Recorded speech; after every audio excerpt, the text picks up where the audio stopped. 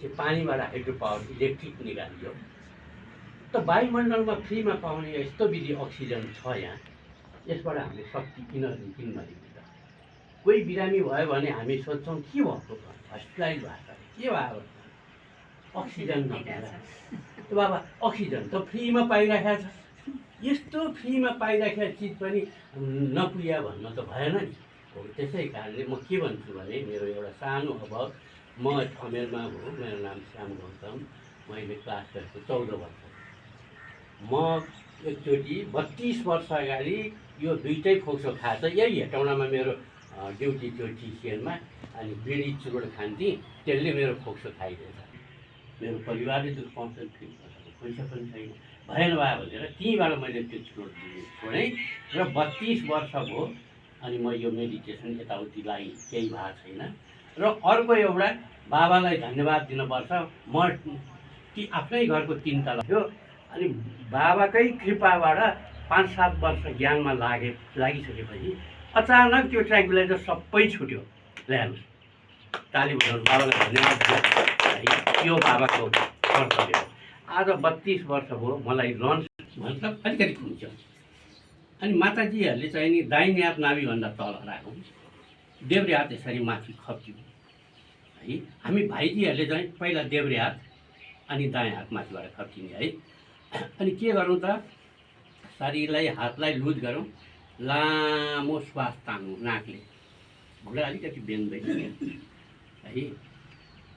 अनि एकछिन रोकौँ, अनि फेरि लामो श्वास नाकले छोड्दै जाउँ, यो हल्का पेटलाई खुम्च्याउँदै जाउँ, फेरि श्वास तानौँ, बेलुनमा हावा भरिहाल्छ जसरी यो हाम्रो पेट फुल्दै आयो श्वास तानेपछि है।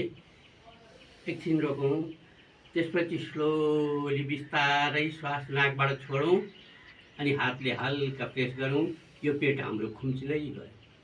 यो प्रक्रिया चाहिँ हामी 3 मिनटदेखि 4, 5, 10, 7 जति मिनट हुन्छ सकेको त्यो गरौँ।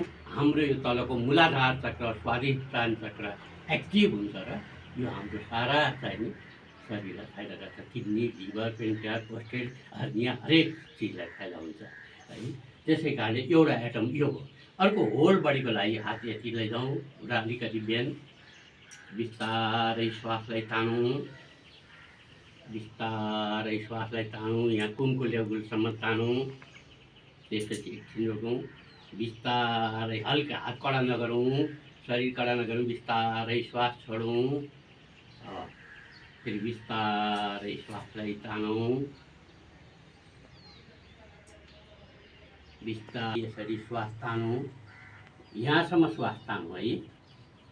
अब यहाँ बिस्तारै हल्कासित श्वासलाई छोडौँ, फेरि बिस्तारै श्वास तानौँ, हल्का रिल्याक्स भएर बाबाको यादमा एकचोटि अप डाउन गर्दाखेरि बाप दादा भनेर मनले सम्झौँ।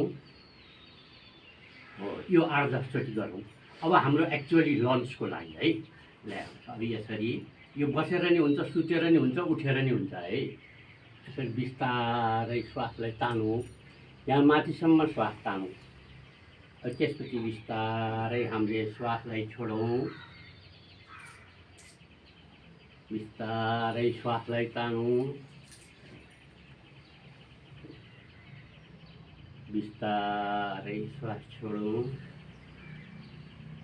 चेन्ज हो। यो 8-10 चोटि यो गरौँ।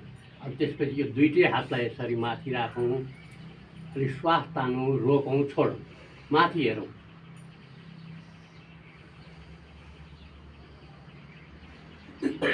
हो। अनि मन चाहिँ यहाँ घाँटीमा दिउँ, यो थाइरोइडलाई पनि हुन्छ चेन्ज। अर्को आइटम अब यो यसरी राखौँ, घुँडा अलिकति बेन, हो, श्वास तानौँ, रोकौँ, छोडौँ, हल्का रिल्याक्स, शरीरलाई हातलाई कडा नगरौँ, हो। यो प्रक्रिया एकछिन गर्नु होला। यो प्रक्रिया एकछिन, यो कहिले नगरेपछि गल्छ, पछि बानी परेपछि छोड्नै मन लागेन, ठाउँ पनि खुलेको। यसरी श्वास तानौँ, रोकौँ, हाम्रो स्टामिना पावर पनि बढ्छ। Change, relax, relax, relax, relax, relax, relax. ल हामी अब एन्ड गर्छौँ। आज यसरी सबैलाई आधार हुन्छ यसरी श्वास तानौँ छोडौँ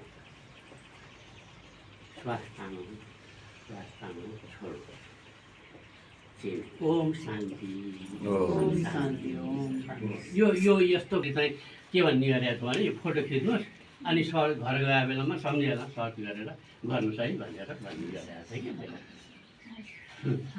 कि